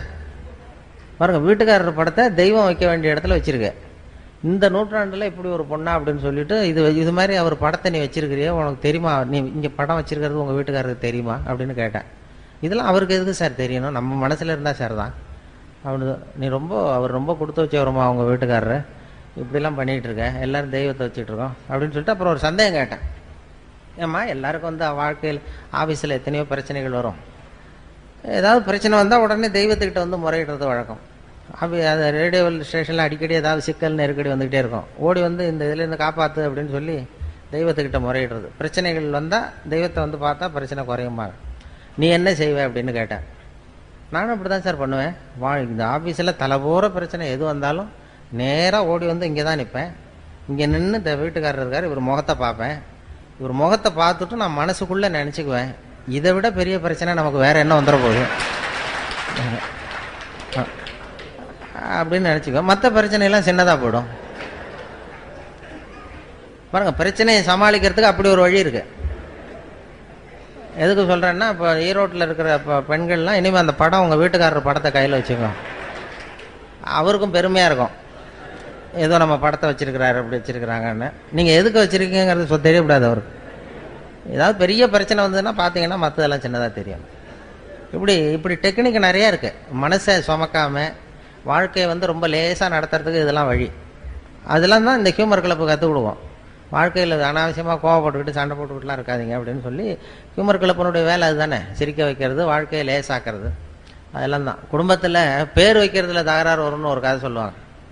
ஒரு கணவன் மனைவி 2 பேருக்கும் ஒரு குழந்தை பிறந்த, ஆம்பளை பிள்ளை பிறந்தது. அந்த பிள்ளைக்கு பேர் வைக்கிறது என்னங்கிறதுல தகராறு. அவன் என்ன சொல்கிறான், எங்கள் அப்பா பேர் தான் வைக்கணுங்கிறான் அவன். இந்த அம்மா என்ன சொல்லுது, இல்லை எங்கள் அப்பா பேர் தான் வைக்கணுங்குது. காலையிலேருந்து சண்டை. அவங்க அப்பா பேரை வைக்கணுங்கிறான், இது எங்கள் அப்பா பேரை வைக்கணும். சண்டை, காலையிலேருந்து சண்டை. எழுத்து வீட்டுக்காரன் ஒருத்தானா அவன் தான். என்ன சண்டை, எழுத்து வீட்டில் ஒரே சத்தமாக இருக்கேன்ட்டு வந்தான். ஏன்டா காலையிலேருந்து பார்க்குறேன் ஒரே சத்தமாக இருக்கு, என்னடா விஷயம் அப்படின்னா, ஒன்றும் இல்லை, எங்கள் வீட்டில் பேர் வைக்கிறதுல தகராறு, இந்த பிள்ளைக்கு எங்கள் அப்பா பேரை வைக்கணுங்கிறேன், அது அவங்க அப்பா பேரை வைக்கணுங்கிறது, அதான் சண்டை போட்டுக்கிட்டு இருக்கோம் அப்படின்னா. அப்பா சொன்னானா, எழுத்து வீட்டுக்காரன்னு நான் ஒருத்தன் எதுக்கு இருக்கேன், என்கிட்ட சொல்ல வேண்டியது தானே, நான் பஞ்சாயத்து பண்ணி, இதை விட்டுவிட்டு நீங்கள் ஏன் அடிச்சுட்டு நிற்கிறீங்க, இப்போ நானாவில் சத்தத்தை கேட்டுட்டு வர வேண்டியிருக்கு. சரி சொல்லுங்கள் உங்கள் பிரச்சனை என்னென்னா. இவன் சொன்னான், சர்ரா உங்கள் அப்பா பேர் என்ன அப்படின்னு கேட்டான் அவனை. சீனிவாசன் அப்படின்னா. சரி உங்கள் அப்பா பேர் என்னம்மா, கிருஷ்ணன் அப்படின்னு இருக்காது. கொஞ்சம் யோசிச்சான், சீனிவாச கோபால கிருஷ்ணன் அப்படின்னு பேர் வைங்க, சரியா போச்சு, 2 பேர் வந்துருந்தோம் அப்படின்னு போயிட்டான். போனதுக்கப்புறம் இந்த கணவன் மனைவி 2 பேரும் பேசிக்கிட்டாங்களாம். சரி இந்த சீனிவாசன் சரி, கிருஷ்ணன் சரி, கோபாலன் எங்கேருந்து வந்தான் நடுவில் அப்படின்னு ஓடி போய் அவனை பிடிச்சி இழுத்துட்டு வந்திருக்காங்க. இழுத்துட்டு வந்து, அது யாரா கோபாலன் அப்படின்னா, அது எங்கள் அப்பா பேர்,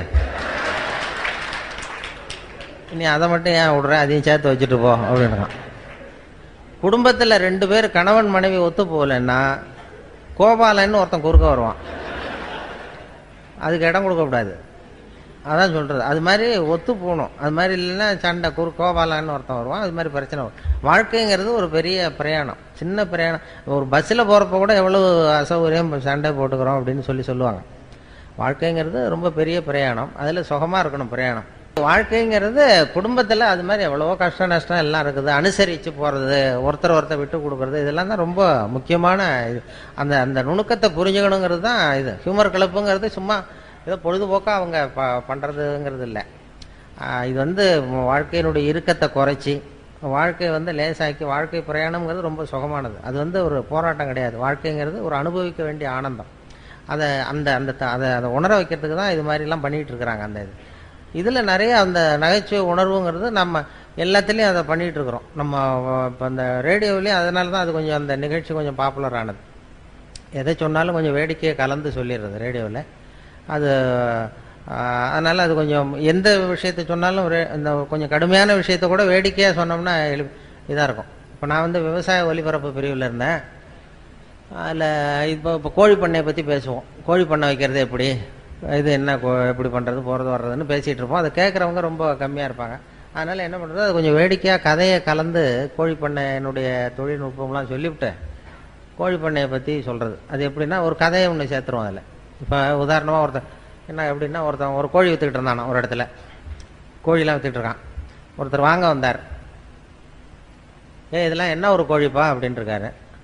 அப்போ கோழி வித்தவன் சொல்லியிருக்கான், இந்த பாருங்க இது கோழியா சேவலா அப்படிங்கிறது மட்டும்தான் தெரியும், என்ன ஒரு கோழிங்கிறதெல்லாம் பார்த்து சொல்ல முடியாது அப்படின்ட்டுருக்கான். இவர் வந்தவருக்கு கோவம் வந்துட்டுது, நீ என்னடா அது கூட தெரியாமல் நீ என்னடா கோழி விற்றுக்கிட்டு இருக்கிற, கோழியோட முதுகை பார்த்தே அது எந்த ஊர்னு சொல்லிவிடலாம்டா, அது எனக்கு தெரியும் உனக்கு தெரியாதா, அது தெரியாமல் நீ வந்து கோழி விற்க வந்துட்ட, கோழியோட முதுகை பார்த்தாவே அது எந்த ஒரு கோழின்னு தெரியும், அதோ அந்த மூலையில் ஓடுது பாரு அது வந்து நாமக்கல் கோழி, அதில் ஒரு 2 எடுத்து வை, எனக்கு 2 ஓடுது பாரு இது சேலத்து கோழி, இதில் 2 எடுத்து வை, இதோ ஒரு மூலையில் நிற்கிது பாரு அது வந்து ஈரோட்டு கோழி, அதில் 2 எடுத்து வை அப்படின்னு சொல்லிவிட்டு முதுகை பார்த்தாவே தெரியும்டா, இதெல்லாம் தெரியாமல் நீ வந்து வியாபாரம் பண்ண வந்துட்டு உனக்கு எந்த ஊர்றான்னு கேட்டிருக்காரு.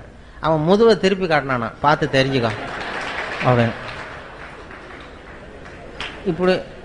இப்படி ஏதாவது ஒரு வேடிக்கையை சொல்லி கோழி பண்ணையை பற்றிய செய்திகளை சொல்கிறது. ரேடியோவில் அப்படி தான் அந்த விஷயங்களை வந்து சொல்லும் பொழுது இப்படி வேடிக்கையை கலந்து சொல்லும் பொழுது அது கொஞ்சம் நல்லா இதாக போகும். அப்படி பண்ணிகிட்டு இருக்கிறது வழக்கம். அதில் நிறைய அது மாதிரி நிறைய எல்லா செய்திகளும் சொல்லுவோம். அப்போ நிறைய இப்போ இதை பற்றிலாம் சொன்னோம் நம்ம. அப்போ அந்த விசாரணை கமிஷன் லஞ்ச ஊழல் அப்படி இப்படின்னு பேப்பரில் வந்தது. அப்போ ஒரு கதையை சொன்னோம் ரேடியோவில். அதாவது ஒருத்தன் தமிழ்நாட்டில் திடீர்னு ஒருத்தன் சாதாரணமாக இருந்தவன் திடீர்னு ஒரு பெரிய கோடீஸ்வரன் ஆகிட்டான்.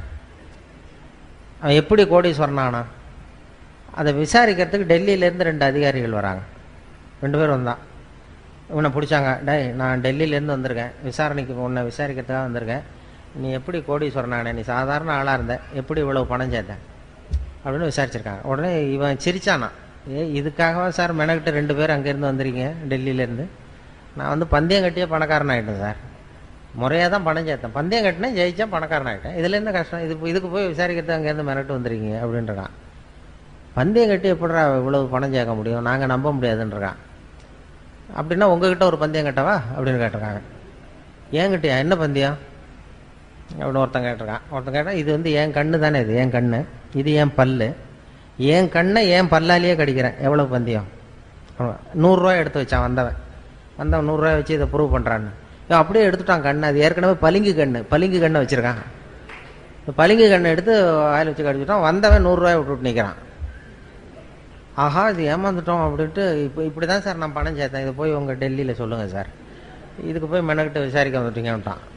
இது கூட இருந்தவனுக்கு கோவம் வந்துட்டு, என்னடா இவன்ட்ட வந்து இப்படி ஏமாந்து போயிட்டோம் அப்படின்னு சொல்லி, நீ விளையாட உனக்கு விசாரிக்க தெரியல அவனை அப்படின்னு போய்ட்டு 2வது ஆள் வந்தான். டே ஒழுங்காக சொல்லு, நீ எப்படி பணம் சேர்த்த, மரியாதையாக சொல்லு அப்படின்றான். சார் அவரை விட நீங்கள் கொஞ்சம் புத்திசாலியாக தெரியுது, நான் பந்தயம் கட்டி தான் சார் பணம் சேர்த்தேன், நீங்களாவது நம்புங்க சார், நான் நம்ப முடியாது அப்படின்னு. அப்போ உங்ககிட்ட இன்னொரு பந்தயம் கட்டவான்றான்.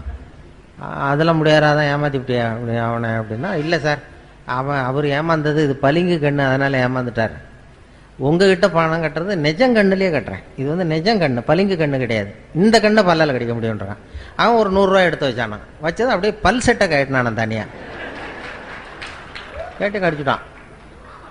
அவனும் 100 ரூபா விட்டான், எடுத்து வச்சுக்கிட்டு இப்படி தான் சார் நான் பணம் சேர்த்தேன், இதுக்காக டெல்லியிலேருந்து மெனக்கிட்டு வந்துருக்கேன், போய் சொல்லுங்கள் சார் அப்படின்னு தான். அவன் கிடுகிடுன்னு டே வந்துடுறான், இனிமேல் அவன்கிட்ட பேச்சு கொடுக்காத, மேற்கொண்டு பேசினா மறுபடியும் ஒரு பந்தயம் கட்டுவான், திரும்பி நம்ம டெல்லிக்கு போகிறதுக்கு பணம் சரியாக இருக்கா பாரு அப்படின்னா, ரயில் டிக்கெட்டுக்கு சரியாக இருக்கடான்றான். அப்போ மேற்கொண்டு அவன்கிட்ட பேசாத, இப்படியே ஓடி போடுவோம், போய் நம்ம அதிகாரிகிட்ட சொல்லிடுவோம் அப்படின்ட்டு, ரொம்ப தேங்க்ஸ் சார் அப்படின்னா, இருங்க சார் இருந்து சாப்பிட்டு போகலாங்கிறான். அதெல்லாம் ஒன்றும் வேண்டாப்பா, நீ இப்போ சாப்பிட்ற அப்புறம் பந்தயம் கட்டுவா அவ்வளோ வேண்டான்னு சொல்லி ஒரே வேகம் ஓடி போய் இப்போ ரயில் ஏறி டெல்லிக்கு போயிட்டானுவோம். டெல்லிக்கு போய் அந்த ஜூனியர் அதிகாரிகள் 2 பேரும், இந்தியாவுக்கே தலைமை அதிகாரி அவர்கிட்ட போய் சொல்லிட்டான், சார் தமிழ்நாட்டுக்கு போனேன், அந்த ஆளை பார்த்தேன் விசாரித்தேன், அது ஒன்றும் சரியாக வரல சார், பந்தயம் கட்டியே பணம் சேர்த்தேன்னு சாதிக்கிறான், எங்ககிட்ட ஒரு 200 ரூபாய் வாங்கிட்டு விட்டான் சார் அப்படின்னு தான் அவருக்கு கோவம் வந்துட்டுது.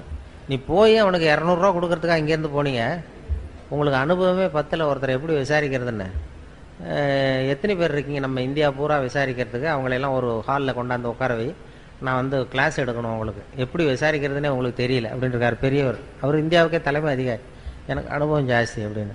சரி இன்னும் 30 பேர் இருக்கோம் சார் அப்படின்னா 30 பேரை ஒரு ஹாலில் உட்கார வச்சு அந்த பெரியவர் வந்து உட்காந்துருக்காரு. ஒரு ஆள் தமிழ்நாட்டுக்கு போய் அந்த ஆளையும் கூப்பிட்டுட்டு வாங்க, வர்ற வரைக்கும் அவன்கிட்ட பேச்சு கொடுக்காதீங்க, யாரும் பந்தயம் கட்டுவான், பேசாமல் கொண்டு வா அப்படின்னு வந்து ஒரு ஆள் பிடிச்சி எடுத்துகிட்டு போட்டான். அவனை மேடையில் அவர் நிற்கிறார் பெரியவர், பக்கத்தில் அவன் நிற்கிறான், எதிரில் அந்த ஜூனியர் அதிகாரிகள் 30 பேர், அவங்களுக்கு முன்னாடி இவர் விசாரிக்கிறார், ஏன்பா எப்படி பணம் சேர்த்த, என்கிட்ட சொல்லு, நான் இந்தியாவுக்கே தலைமை அதிகாரி, எனக்கு வந்து அதிகாரங்கள் ஜாஸ்தி, எனக்கு அனுபவமும் ஜாஸ்தி, என்கிட்ட உண்மையை சொன்னீங்கன்னா உன்னை வந்து அப்ரூவர் ஆக்கிடுவேன், தண்டனையே இல்லாமல் பண்ணிடுவேன், இல்லை தண்டனையை குறைச்சி கூட கொடுக்கலாம், அதனால் எனக்கு அதிகாரம் இருக்குது, என்கிட்ட உண்மையை சொல்லு, நீ எப்படி பணம் சேர்த்த அப்படின்னு கேட்டார். அப்போ அவன் சொன்னானா, சார் நீங்கள் எல்லாத்துக்கும் எல்லாரை விட அனுபவம் ஜாஸ்தியாக இருக்குது, அதனால் நீங்களாவது நம்புங்க சார், நான் பந்தயம் கட்டி தான் பணம் சேர்த்தேங்கிறாங்க. நம்ப முடியாதான்ட்டு இருக்காரு. அப்போ உங்ககிட்ட ஒரு பந்தயம் கட்டவா அப்படின்றாங்க தலைமை அதிகாரி. என்னடா என்னட்ட அதெல்லாம் வேண்டாம்டா, எங்கள் ஆளை ஏமாற்றிப்பிட்டியா அப்படின்ட்டுருக்காரு. வேண்டாம் சார், உங்கள் ஆளை ஏமாத்தினது வேற, அது வந்து என் உடம்பை பற்றின ரகசியம், என் கண்ணு பளிங்கு கண்ணுங்கிறது அவருக்கு தெரியாது, ஏமாந்துட்டார். என் பல்லு வந்து பல் செட்டு கட்டியிருக்கேங்கிறது அவருக்கு தெரியாது, அதனால் ஏமாந்தார். இப்போ நான் உங்ககிட்ட பந்தயம் கட்டுறது உங்கள் உடம்பை பற்றின ரகசியம், என் உடம்பை பற்றி வேண்டாம் அப்படின்னா. என் உடம்புல என்னடா ரகசியம்னு இருக்கார் அவர். ஒன்றும் இல்லை சார், இப்போ முதுகில், உங்கள் முதுகில் இடுப்புக்கிட்ட 1 ரூபா அகலத்துக்கு கருப்பாக ஒரு மச்சம் இருக்குது, உண்டா இல்லையா அப்படின்றான். இல்லைன்னு தெரியும் அவருக்கு. இல்லைடா அப்படின்ட்டுருக்காரு. நேற்று வரைக்கும் இல்லை சார், இந்த வினாடி இருக்குது, இந்த நிமிஷம் இருக்குது, மச்சம் இருக்குது அப்படின்னா. இதை நீ நிரூபித்து காட்டுறான்னு 100 ரூபா எடுத்து வச்சார் இந்த பெரிய. இவனும் 100 ரூபா வச்சான். சட்டையை கட்டி காட்டினார், மச்சம் இல்லை, ஏமாந்துட்டான். இவன் ஏமாந்து போயிட்டான். உடனே அந்த பெரியவர் 200 ரூபா எடுத்து வச்சுக்கிட்டு, தோழர்களே இப்படி தான் விசாரிக்கணும், என்ன இருந்தாலும் எனக்கு அனுபவம் ஜாஸ்தி, இப்போ என்கிட்ட தோற்று போட்டான் பாருங்க இவன் அப்படின்னு சொல்லிட்டு இருக்காரு. அப்போ இவன் சொன்னானா, சார் நிஜமாகவே இந்த பந்தயத்தில் நீங்கள் ஜெயிச்சுட்டீங்க, இந்த பந்தயத்தில் உங்களுக்கு வந்து 200 ரூபா லாபம் ஒத்துக்கிறேன், ஆனால் இதே பந்தயத்தில் எனக்கு 2900 ரூபா லாபம்ன்றான். என்னடா பண்ண அப்படின்ட்டுருக்காரு. உங்களுக்கு தெரியாமல் இந்த 30 பேர்கிட்டையும் தனித்தனியாக ஒரு பந்தயம் கட்டியிருக்கேன். என்ன பந்தயம்டா கட்டினேன்னு கேட்டிருக்காரு. அது ஒன்றும் இல்லை சார், உங்கள் எல்லாரும் முன்னாடியும் உங்கள் மேலதிகாரியை சட்டையை கேட்ட வைக்கிறேன் அதுக்கு பண்ண. அவன் விட்டான், வந்துட்டேன் சார் அப்படின்னு தான் அவர் அசந்து போயிட்டார். உடனே சாரை கொண்டு போய் பக்கத்தில் ஒரு ரூமில் உட்கார வைங்க, இனிமேல் அவர்கிட்ட யாரும் பேசாதீங்க அப்படின்னு சொல்லிவிட்டு, அப்புறம் வந்து தோழர்களே இனிமேல் யாரும் தமிழ்நாட்டு பக்கம் விசாரிக்க போகாதீங்க, நீங்கள் போகிறதுனா மத்திய பிரதேசம், உத்தரப்பிரதேசம், இப்படி ஏதாவது ஒரு பிரதேசத்துக்கு போங்க, தமிழ்நாட்டுக்கு போய் விசாரிக்க போனால் விசாரிக்க போனவனும் பணத்தை கொடுத்துட்டு வர வேண்டியிருக்கு அப்படின்னு சொன்னார்னு சொல்லி சொன்னோம். இது பத்திரிகையில் வந்த சில முக்கியமான செய்திகளை வச்சுக்கிட்டு வேடிக்கையை கலந்து ரேடியோவில் சொன்ன ஒரு செய்தி. ரொம்ப சீரியஸாக அமலாக்க பிரிவுலாம் வந்து போய்கிட்டு இருந்த நேரத்தில் கடுமையான விஷயத்தை அந்த நகைச்சுவையை கலந்து வேடிக்கையாக சொல்லும் பொழுது அது ரொம்ப சுலபமாக ரீச் ஆகிட்டுது. அதை யாரும் அப்படியே செய்தி அப்படியே ஒளிபரப்புறதுக்கு தடையாக இருக்கும். அது பெரிய சிக்கல்லாம், சட்ட சிக்கல்லாம் வரும். இந்த நகைச்சுவையை கலந்து கதையாக சொன்னதும் இதில் யாரும் சட்ட பிரச்சனையை உண்டு பண்ண முடியல. அதுதான் அந்த சிரிப்புக்கு நகைச்சுவைக்கு உள்ள மரியாதை. அது எவ்வளோ பெரிய கடுமையான விஷயமா இருந்தாலும் இப்படி வேடிக்கையாக கலந்து லேசாக சொல்லிவிடலாம். அப்படி ஒரு வேல்யூ உண்டு அதுக்கு. அதனால தான் அது மாதிரி அந்த நகைச்சுவை உணர்வை வளர்க்கணுங்கிறது தான் நகைச்சுவை மன்றத்தினுடைய நோக்கங்கிறது. அதனால் இப்போ இது எப்படி முடிக்கிறதுன்னு பார்த்தேன். அதுக்கு இன்னும் அறிகுறி இது வரைக்கும் தெரியலையே அப்படின்னு பார்த்தேன். இப்போ தான் 2-3 பேர் கொட்டாய் விட ஆரம்பிச்சிருக்கீங்க. அதனால் முடிக்க வர்றது நல்லதுங்கிறது ஒரு அறிகுறி. ஏன்னா அது சொல்லுவாங்க, அந்த சகிப்புத்தன்மைக்கு ஒரு எல்லை உண்டு இல்லையா. சகிப்புத்தன்மைன்னு ஒன்று இருக்குது. சர்வதேச சகிப்புத்தன்மை ஆண்டுன்னு ஒன்று கொண்டாடினாங்க. சகிப்புத்தன்மை, அதுக்கு ஒரு கதை சொல்கிறது உண்டு. ஒரு டாக்டர் இது மாதிரி இருந்தால், டாக்டருக்கு ரூமுக்கு வெளியில் வரிசையாக பெஞ்சு போட்டிருந்தான். 40 பேர் உட்காந்துருக்கான் டாக்டரை பார்க்கறதுக்கு. 40 பேர் சட்டையை கட்டி சுருட்டி வச்சுருக்கான் பக்கத்தில், மேல் சட்டையை. 40 பேர் வாயிலே 40 தெர்மாமீட்டர் இருக்குது. தெர்மாமீட்டரை வாயில் வச்சுட்டு அப்படியே உட்காந்துருக்கான் எல்லாரும், 40 பேரும் யூனிஃபார்மாக. அப்போ ஒருத்தன் விரல் ஆணி அடிச்சிருக்கான், இதில் காலண்டர் மாட்டுறதுக்கு விரலில் சுத்தியல் பட்டு போச்சு, நசுக்கி போச்சு. உடனே வந்து, சிஸ்டர் இந்த விரலில் ஏதாவது மருந்து வைங்கன்றிருக்கான். மருந்து அது நீ சட்டை கேட்டு அப்படின்ட்டுருக்க அந்த அம்மா. இல்லை இது விரல் தானேன்றிருக்கான். இல்லை எல்லாரையும் பாரு. எல்லாம் சட்டையை கட்டிட்டு உட்காந்துருக்கு. சரி உட்கார் அப்படின்னு சட்டையை கேட்டினா. உட்காந்தான். வாயை அப்படின்னு திறந்தது தெர்மாமீட்டர் வச்சுட்டு ஓடி போச்சு. இப்போ விரலை பார்த்துக்கிட்டே தெர்மாமீட்டர் வாயில் வச்சுட்டு யோசிக்கிறான், இது எதுக்கு தெர்மாமீட்டர் வச்சு பார்க்குறாங்க. சரி இது எல்லாரும் அவனுக்கும் விரல் நசுங்கியிருக்கான்னு பார்க்குறான். எட்டி பார்த்தா அவன் விரல்லாம் நல்லா இருக்கு. சரி எப்படிறான்னு கேட்கலாம்னு பார்த்தா வாயை திறக்க முடியல அவனுக்கு. இவனுக்கு முன்னாடி 40வது ஆள் இருக்கான், அவனும் வாயை திறக்கணும்னு பார்க்குறான், முடியல. இந்த 40 பேரும் வரிசையாக 40 கதையோட உட்காந்துருக்கான். சட்டையை கட்டி வச்சுருக்கான். பலூன் மாதிரி உப்பிருக்கு, கண்ணு செவந்திருக்கு, பலூன் மாதிரி வாய் உப்பிருக்கு, பேச முடியல. என்ன பண்ணுறதுன்னு அப்படியே சகிச்சுக்கிட்டு உட்காந்துருக்கான். ஒரு 15 நிமிஷம் கழித்து அந்த நர்ஸு ஓடி வந்தது. நர்ஸு ஓடி வந்து எல்லா தெர்மாமீட்டரும் எடுத்துக்கிட்டு அவங்கவுங்க பேர் எல்லாத்தையும் குறிச்சிக்கிட்டு அப்படியே போய் அப்புறம் போய் டாக்டர் ரூமுக்கு ஓடி போச்சு. அதுக்கப்புறம் இவன் ஆரம்பித்தான், இந்த 41வது ஆள். உலகம் ரொம்ப கெட்டு போச்சுப்பா, எதுக்கு தெர்மாமீட்டர் வச்சு பார்க்குறதுன்னு ஒரு விவசாயம் இல்லாமல் போச்சு. விரலை நசுக்கிட்டு வந்திருக்கிறேன், இதுக்கெல்லாம் தெர்மாமீட்டர் வச்சு பார்க்குறாங்க. ரொம்ப அக்கிரமம், அநியாயம், இதுக்கெல்லாமா சட்டையை கேட்டு சொல்கிறேன், நான் விட போகிறதில்ல, இது உண்டு இல்லைன்னு பார்க்க போகிறேன்னு கத்துறான். அப்போ இந்த 40வது ஆள் சொன்னான் பொறுமையாக, இந்த பாருப்பா, இது சர்வதேச சகிப்புத்தன்மை ஆண்டு, சகிப்புத்தன்மை இந்த இடத்துல தான் நீ கற்றுக்கணும். இது மாதிரிலாம் ஒரு அசட்டுத்தனமாக இது மாதிரிலாம் துள்ளாத, கொஞ்ச நேரம் மரியாதையாக வாழை சுட்டிட்டு உட்கார், இப்படிலாம் கத்தாத அப்படின்றான் நம்ம 40வது ஆள். அப்படி சொன்னதும் இவனுக்கு இன்னும் கோவம் வந்துட்டுது. நீ எனக்கு இவ்வளவு புத்தி சொல்றியடா, நீ எதுக்கடா வந்தேன்னு கேட்டிருக்கான். நான் தபால் கொடுக்க வந்தவையா?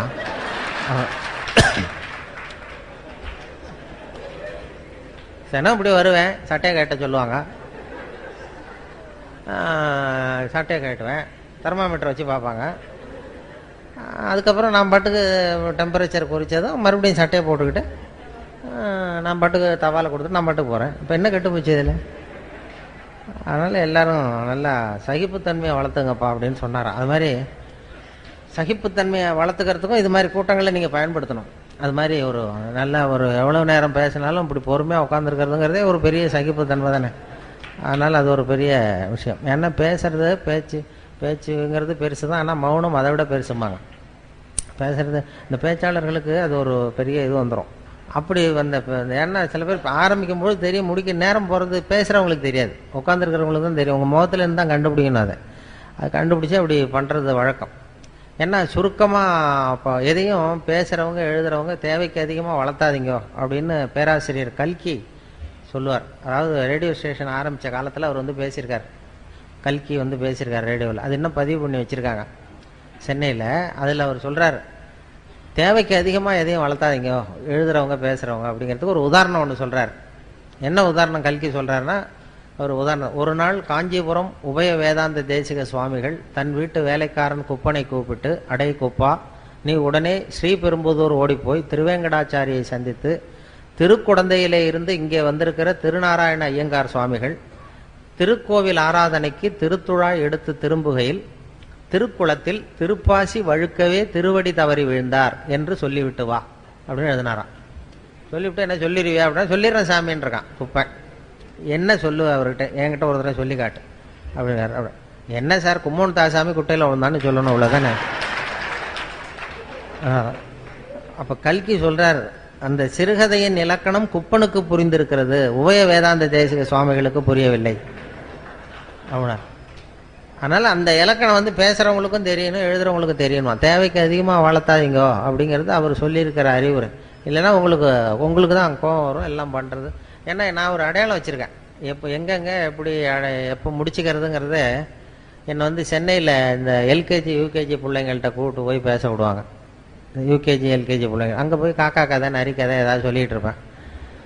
அப்போ அவங்க பொறுமை இழக்கிறது எப்போன்னு எப்படி கண்டுபிடிப்பேன்னா, அடையாளம், அந்த வரிசையில் இருக்கிறவன் தரையை கீறுவான் லேசா அப்படி, இல்லைன்னா பக்கத்தில் இருக்கிறவன ஒரு குத்து குத்துவான், ஒரு பென்சிலால் குத்துவான். அதாவது அவன் பொறுமை இழக்கிறான்னு அர்த்தம். அதாவது போதும் நிறுத்திக்கோன்னு நமக்கு சிக்னல் இது. இல்லைன்னா அம்மா ஞாபகம் வந்துட்டுது, அல்லது பிள்ளைக்கு பசி வந்துட்டுது, அல்லது அம்மா ஞாபகம். அதனால் குழந்தைகளுக்கு அதுக்கு மேலே வளர்த்துறது, அதை வச்சு முடிச்சுக்குவேன். அது ஒரு அழகான அடையாளம். அது அந்த குழந்தைகள்கிட்ட பேசும்பொழுது, இப்போ ஸ்கூலில் பேசும்பொழுது, ஹைஸ்கூல்லாம் கொட்டாய் விடுவாங்க, ஒரு 10 பேர் வாயை திறக்கிற வரைக்கும் பார்க்குறது முடிச்சுடுறது. காலேஜ்னால் விசில் அடிப்பாங்க, அந்த கடைசியிலேருந்து விசில் வரும், தான் முடிச்சுக்கோ இதுதான் மரியாதை அப்படின்னு அர்த்தம். அதுக்கு அப்படி ஒரு இது, அதுக்கு ஒவ்வொன்றுக்கு சிக்னல். எதுக்கு சொல்ல வர்றேன்னா, எனக்கு ரொம்ப பிடிச்சது சென்னையில் இந்த பென்ஷனர் அசோசியேஷன் ஒன்று இருக்குது அண்ணா நகரில். அதில் எல்லாம் 80 வயசை தாண்டினவங்க, எல்லாம் பழைய காலத்து ஜட்ஜு, நீதிபதிகள், பழைய காலத்து போலீஸ் அதிகாரிகள், பழைய காலத்து கலெக்டர்கள், இவங்கெல்லாம் இருக்காங்க. அதில் எல்லாம் 80-90 வயசு, ஒரு காலத்தில் பெரிய உத்தியோகத்தில் இருந்தவங்க. அவங்கெல்லாம் கூப்பிட்டு என்ன பேச விடுவாங்க. அப்போ அந்த ஆன்மீக விஷயங்கள் தான் அவங்களுக்கு பேசணும்னு பேசுவோம். அப்போ தான் எனக்கு டைம் லிமிட்டு கிடையாது, எவ்வளோ நேரம் வேணாலும் நான் பாட்டு பேசிகிட்டே இருப்பேன்.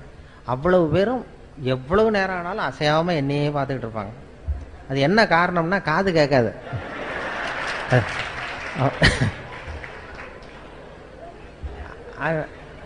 நான் ஏதோ அவங்க ரொம்ப பிரியமாக கேட்குறாங்க போல் இருக்குன்னு பேசிகிட்டு இருக்கிறது.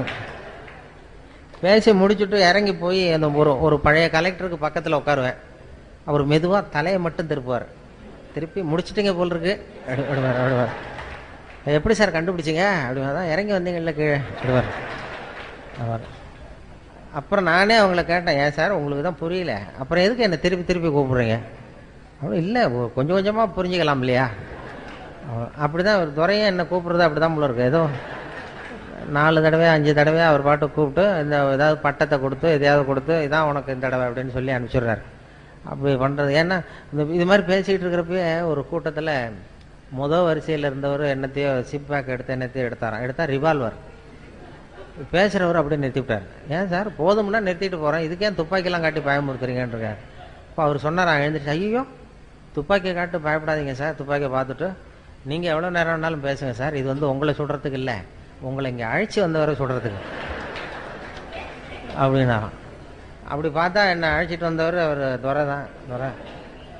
துரை வந்து ரொம்ப சௌக்கியமாக இருந்தால் தான் ரொம்ப காலத்துக்கு இந்த நகைச்சுவை மன்றம் நடக்கும். அதனால் அவருடைய சௌக்கியமும் முக்கியம். அந்த தலைவர் இவர் இருக்கார் ராஜவேலு, அவங்கெல்லாம் ரொம்ப காலத்துக்கு சௌக்கியமாக இருந்தால் தான் இந்த நகைச்சுவை இதெல்லாம் நடக்குங்கிறதுனால அதனால் இயல்புத்தன்மை மாறாமல் வாழ கற்றுக்கொள்ளுங்கிறது தான் இவங்களுடைய மெசேஜ். நம்முடைய இயல்புத்தன்மையிலேருந்து மாறாத வாழ்க்கையை லேசாக எடுத்துக்கிட்டு போகும். இப்போ நான் வந்து உங்களுக்கு பெரிய உபதேசம்லாம் பண்ணுறதுக்காக வரல, அந்த தகுதியும் கிடையாது. அந்த இயல்புத்தன்மை மாறாமல் ஒரு மனுஷனுக்கு 200 தடவை குழந்தை இயல்பு சிரிக்கிற தன்மை இருக்குன்னு சொன்னேன் இல்லையா, அந்த இயல்புத்தன்மை உங்ககிட்ட இருக்கான்னு ஒரு மணி நேரமாக சோதனை பண்ணி பார்த்தோம்.